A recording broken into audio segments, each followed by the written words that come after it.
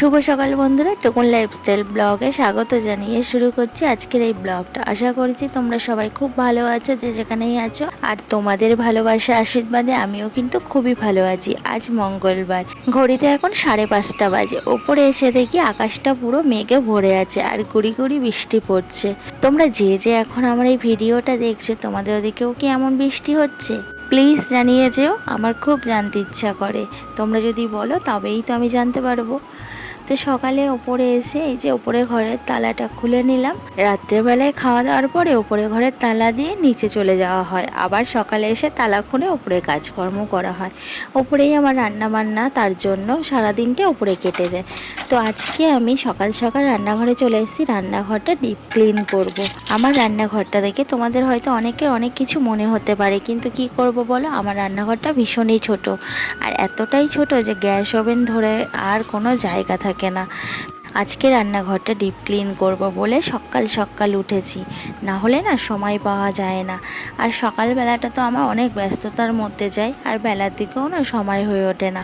তার জন্য কাল রাত্রে শোয়ার সময় ঠিক করেই রেখেছি যে আজকে অনেক সকাল সকাল উঠে রান্নাঘরটা ভালো করে পরিষ্কার করব, ডিপ ক্লিন করে তারপর সকালে টিফিন বসাবো। তোমরা আবার কেউ ভেবে বসো না যে আমি গ্যাস ওভেন হয়তো অনেক দিন পর পুছছি। না গো, আমি প্রত্যেক দিন রান্নার পরে গ্যাস ওভেন পুছে পরিষ্কার করে রাখি। আমার যে প্রত্যেক দিন রুটি করতে হয়, আটার গুঁড়ো পরে রান্না করতে হয়, সেসবের তরকারি ফরকারি পরে আমি প্রতিদিন যখনই রান্না করি গ্যাস ওভেন পুছে রান্নার পরে পরিষ্কার করে রেখে দিই। অন্যদিন কি হয়, তাড়াহুড়ো করে তাড়াতাড়ি করে পরিষ্কার করে নিতে হয়, তার জন্যই আজকে একটু সময় হাতে নিয়েই পরিষ্কার করতে এলাম। আর দেয়ালগুলোতে তেলে ছিটে লেগেছে।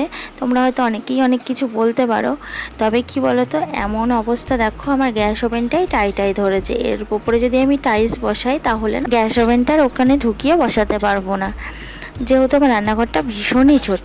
এত ছোট রান্নাঘর হয়তো কাউরই নেই আশা করি। আর আজকে তাড়াতাড়ি ওঠার আরেকটা কারণ হলো, দাদা ভাই আজকে একটু তাড়াতাড়ি বেরাবে, রাত্রে বলে রেখেছিল।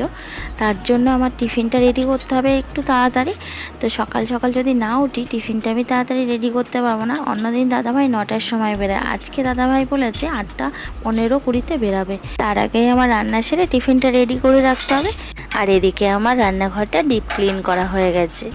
অনেকটাই বেলা হয়ে গেল, এবার আমাকে টিফিন বসাতে হবে, না হলে অনেকটাই দেরি হয়ে যাবে আর দাদাভাইকে ঠিক টাইমে আমি টিফিন দিতে পারবো না।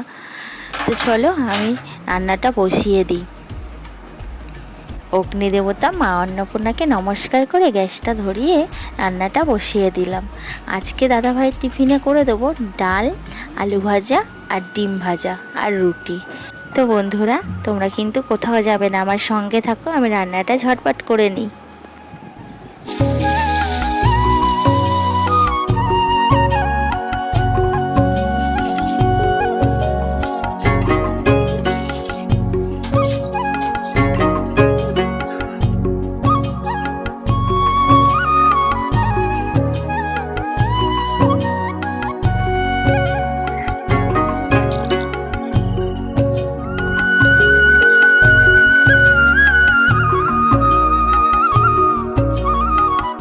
তাড়াহুড়ো করে কাজ করতে গেলে বাড়াবাড়ি তো হবেই, বাড়াবাড়ি হবে না সেটা কি আর হয়? তো দেখো, ডালটা ধুয়ে দিতে গেছি আর ছিটকে গেল, এমনভাবে চারিদিকে হয়ে গেল।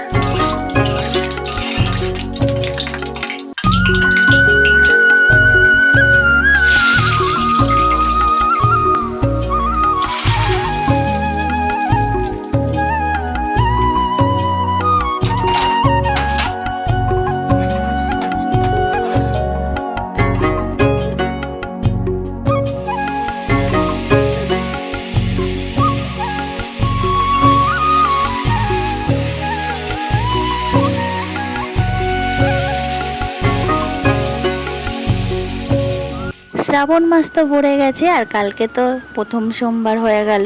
আমি তো সোমবার করতে পারিনি, আর কেন পারিনি সেটাও তো তোমাদেরকে ভিডিওতে আমি জানিয়ে দিয়েছি কালকের। তো এই শ্রাবণ মাসে সবাই কাচের চুড়ি পরছে সবুজ রঙের। আমারও খুব ইচ্ছা হচ্ছিল যে সবুজ রঙের কাচের চুড়ি পরি। অনেকবার করে বড়মশাইকে বললাম যে একটু সবুজ রঙের কাচের চুড়ি এনে দেবে, বেশি দরকার নেই, 6টা এনে দিলেই হবে, 3টে করে 2 হাতে পরবো। এই শ্রাবণ মাসে সবুজ কাচের চুড়ি পরলে ভোলে বাবা নাকি খুব খুশি হয় আর স্বামীর আয়ু বাড়ে। এটা আমার শোনা কথা। যাই হোক, ঘরে ঘরে সব বউ মেয়েরা পড়ছে, খুব ভালো লাগছে, আর আমার খুব ইচ্ছা ছিল পরবো, তো তোমাদের দাদা ভাই এনে দিল না। আর সবচেয়ে বড় কথা হলো, কপালে না থাকলে সে জিনিস কিছুতেই পাওয়া যায় না। ভোলে বাবা যদি না চায় তাহলে কিভাবে আমি পরবো বলো। আর এমনিতেই অভাগিনী কপাল আমার ছোট থেকেই। ইচ্ছা থাকলে কি হবে, যদি উপায় না হয় তাহলে কি করব বলো। তো যাই হোক, ইচ্ছাটা ইচ্ছাই থেকে গেল, জানি না কোনোদিন পূরণ হবে কি না। আর এখন ঘড়িতে পুরো 11টা বাজে, দুষ্টু একে এই সবে নিয়ে এলাম স্কুল থেকে। তবে জানো তো, খুব জানতে ইচ্ছা করে। আমি না হয় পড়তে পারিনি, তবে অনেকেই তো তোমরা যারা ভিডিও দেখছো তারা কেউ কেউ তো পড়েছো। কে কে এই সবুজ রঙের কাচের চুড়ি পরেছো শ্রাবণ মাসে কমেন্টস করে জানিও। তাতে না আমার খুব আনন্দ হবে আর ভীষণ ভালো লাগবে।